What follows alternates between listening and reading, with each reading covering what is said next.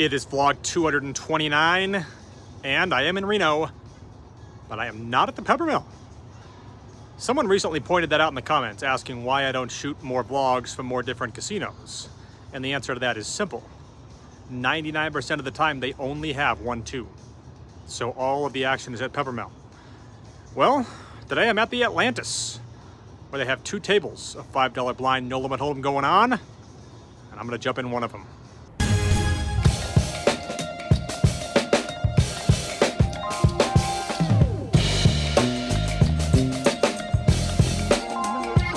By the way, coming up at the end of the vlog today, a new feature that I'm going to debut, and it could give some of you some aspirations. The poker room at the Atlantis was absolutely jam-packed on this particular day. Truth is, I wasn't 100% sure why. As I wouldn't concern myself with any bonus giveaways, I was strictly focused on the games that were there. We'd have 2 $3, $5 no-limit games going on, and I would buy into one of them for $1,500. I'd get on the scoreboard raising king-queen and hitting a king, but unfortunately no post-flop action would occur.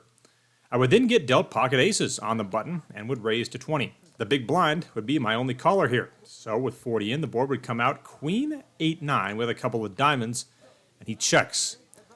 I bet close to full pot here, making it 35, and he thinks about it for a second before making the call. With $110 in the pot, the turn is the 10 of diamonds. About as bad of a turn card as I could have asked for, and he checks. I gave it a little bit of thought, but ultimately decided on probably the obvious play, and that is just to check this one back. River is an offsuit 3, and now he comes out and bets. He makes it 50, and I had to consider this as a possible call. Of course, as I've said before, in $5 blind games, when there is a one-liner out there and someone bets it, you better expect to see that straight when you call him. Still, last I checked, this player is drinking, and I'm pretty sure there is no state law that requires him to have it.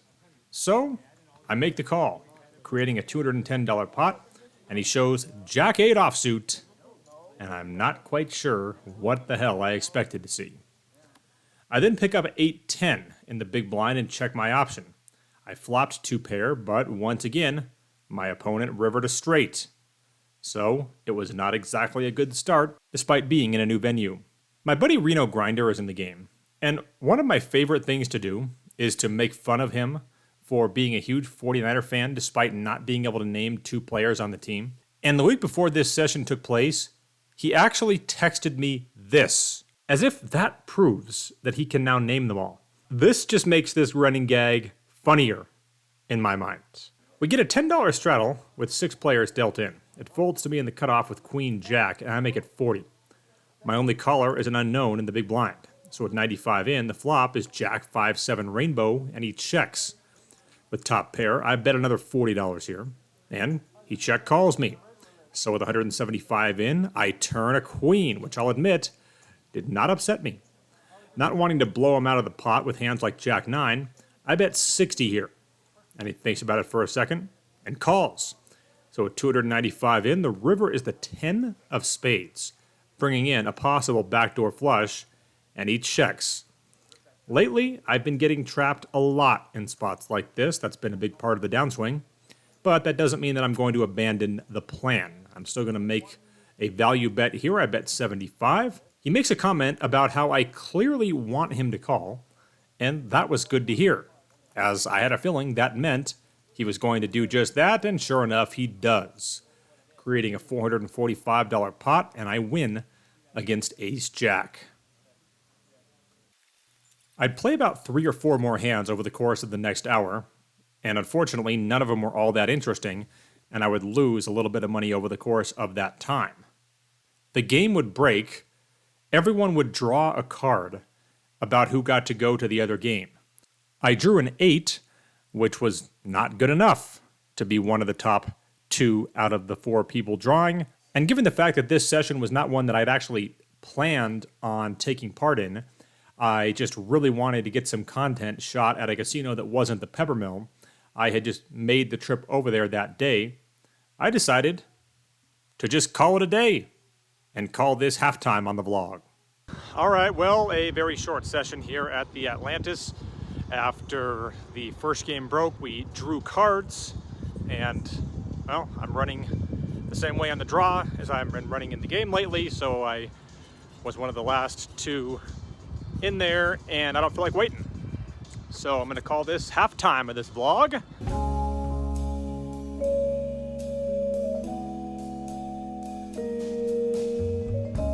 All right, a couple things to do here, including a new feature on this vlog and a new award that I'm going to be giving out. But first, got to give you a look at some cool video overlooking the city of Reno. Did not play any poker on Tuesday of this week. Had a chance to scale the highest mountain peak in the area, Mount Rose, at about 11,000 feet. My girlfriend came with me. She may or may not have given me the "I can't believe I agreed to this shit" speech while doing it, but it was fun. It's a hike that is about 11 miles in length, takes 6 hours to do, and spans about 3,000 feet in elevation, making it up to the peak of Mount Rose, where you can actually look down, because you probably know the name Mount Rose from the nearby ski resort. Ironically, Mount Rose Ski Tahoe is not actually located on Mount Rose, but rather on Slide Mountain. You can see that from the actual top of Mount Rose, and boy, does it look small from there. Obviously not really all that relevant to what we talk about here on the vlog, but something I wanted to point out nonetheless. All right, if you want to hear about the second session of this vlog, you can skip ahead to the time code on your screen right now. But if you want to stick around, I want to debut a new feature here on the vlog. And this kind of goes back to my days, which were spent for about 9 years as a sports talk show host here in Reno on our ESPN affiliate. And it just goes back to my love of getting the viewers / listeners involved in the actual show. And obviously, you guys get involved every single week on this vlog. You comment in the comments section. Well, I've never seen any other poker vlogger do this. The idea just kind of came to me. And this is also obviously a connection due to my love of sports. I'm talking about Halls of Fame. I'm going to start one on this vlog. I'm going to make it very simple. The Comment Hall of Fame. I'll just be able to bring it up. It'll look like this. Maybe every 10, 20 vlogs, something along those lines, whenever I feel the need to do it. I can just bring it up and I can constantly show the comments that have been immortalized in it. And we have an inaugural class for the Comment Hall of Fame. 3 comments that are all extremely different. And that'll show just the different ways in which you can qualify for the Comment Hall of Fame. One person of these 3 knows they're in.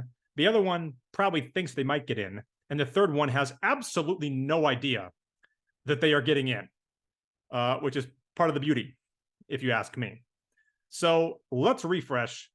The comment that has gone down as one of the greatest in vlog history and might always hold that title, who knows, came quite some time ago from Ligaf the Indifferent. Speaking in general about your bad luck with Ace King, I expect you are playing in games with very tight 3-betting ranges. If your opponents are looking at Ace Queen plus / Ace King off and Jacks plus, then your Ace King off is not going to perform very well. I expect this is why your long-term luck with Ace King has been poor, especially if you are 4-betting and getting few folds, due to the fact that the 3-bet range is so strong that it will never fold. And of course, if you are facing a 4-bet, the problems with your Ace King are going to be magnified. In a lot of cases, you will end up facing queens or jacks and another Ace King, which is basically lighting your chips on fire. But you will almost never be ahead in terms of equity. Are you really going to be facing Ace Queen and Ace Jack more than once a year? Okay, see, that's the point that I made on this vlog, and I'm not sure if he got it from me or he just experienced the same thing. It does feel like it's almost an annual thing where you get Ace King against Ace Queen or Ace Jack on just a perfect board to get full value out of. It just never happens. Anyway, Ligaf continues. I could do a whole breakdown of combos, but hopefully my point is clear enough without needing to do that. And then he talked about the specific hand in which I was discussing at the time, but the first part of that comment is what gets him in the inaugural Hall of Fame class of 3 comments, kind of like the Baseball Hall of Fame, where it was Babe Ruth, Ty Cobb, Honus Wagner, Christy Mathewson, Walter Johnson was the first 5 in 1936. Well, this is the first 3 in 2023. The second of which, you may remember this one. I was talking about the movie Casino Royale and how Bond slow rolled the straight flush in that ridiculous cooler of a hand.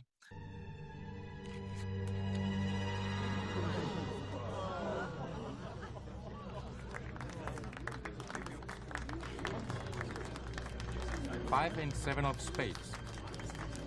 A straight flush. It was Mustang Scott that wrote in, to be fair to James Bond, I would also slow roll someone who tried to kill me with poison just a couple hours before. I sit corrected, Mustang Scott. That comment, forever immortalized in the bendeach vlog comment Hall of Fame. And then the third one. This one I've never read on the vlog, and this one you're probably not going to appreciate because you're not a fan of the Vegas Golden Knights. But what the hell? It's my vlog, it's my Hall of Fame, and God damn it, this is going in. I don't care what anyone says. Mike Jones got in the comment section in June of 2022, the week after the Golden Knights hired Bruce Cassidy to be their head coach.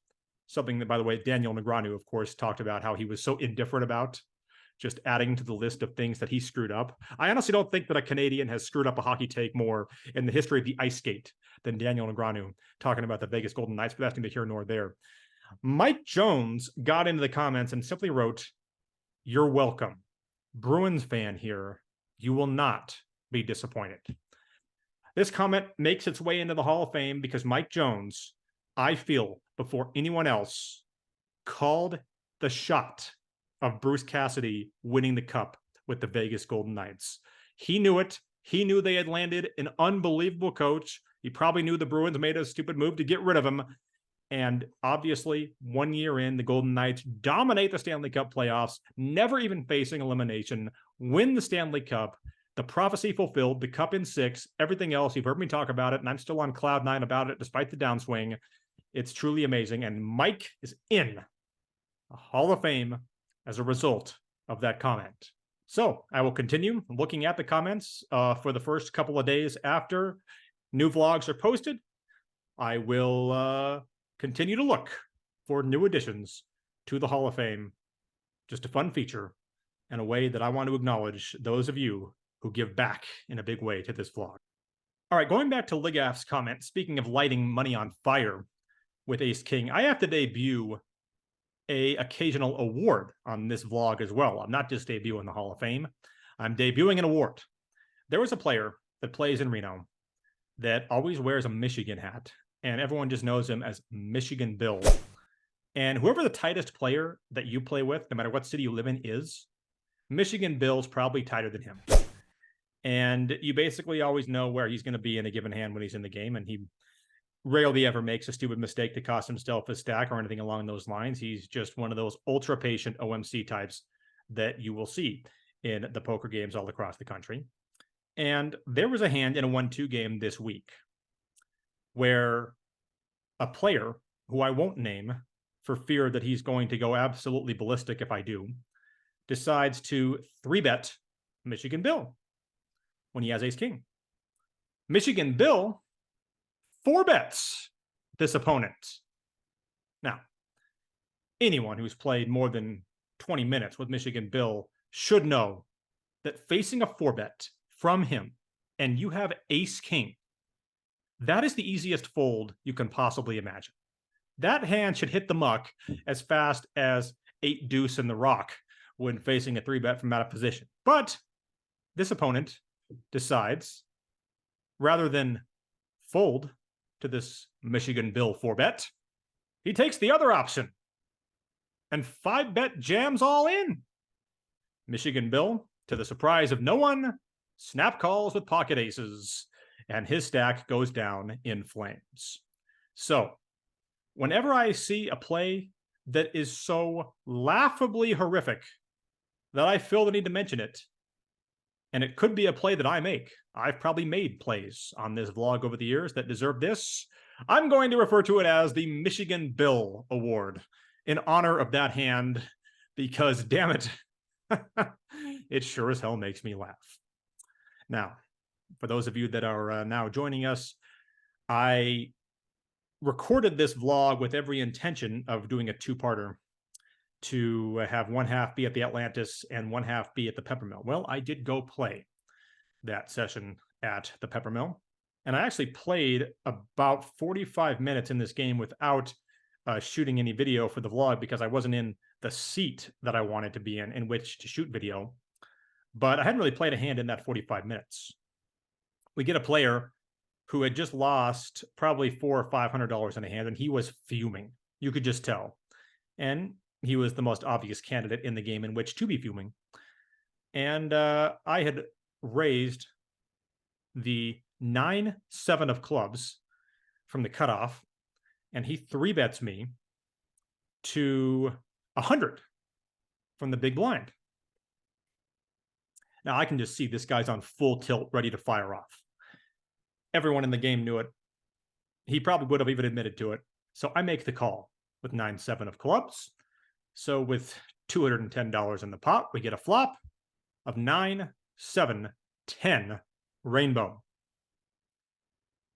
Rather than bet small or check this hand, he overbets the pot for 300. And I'm now starting to think that this guy may have actually picked up something, a hand like an overpair here, or he's just continuing to blast off. But I only bought in for $1,000 in this game, so I have what I think is probably the most obvious decision of my career, certainly much more obvious than 3-betting Michigan Bill with ace-king, and that is to jam all in with my 2-pair in this spot, expecting for him to call me with any of his overpairs, and if he just has a hand like ace-10, I'm expecting him to call with that as well. So he does indeed snap call the bet, and we have a $2,000 pot, and he has Jack-8 offsuit for the flop straight. Apparently, I'm doing really bad against the Jack-8 of late, as you saw earlier on this vlog as well. So that was the only hand I played on the day. I booked the $1,000 loss and left the casino, and that now brings the downswing to a total of about $13,000. So that is the reality of poker. Sometimes when you think you've hit the basement and you can go no further down, you fall right through into the sewer.